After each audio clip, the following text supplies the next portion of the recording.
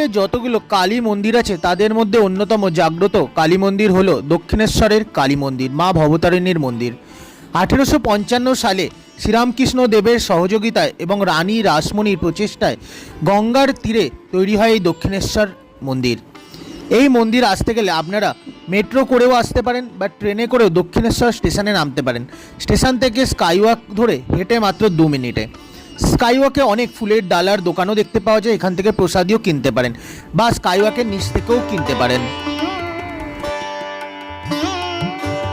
নবরত্ন শৈলীতে তৈরি এই মন্দিরের মধ্যে সবার মাঝখানে রয়েছে মা ভবতারিণীর মন্দির এবং তার পাশে রয়েছে 12টি শিব মন্দির।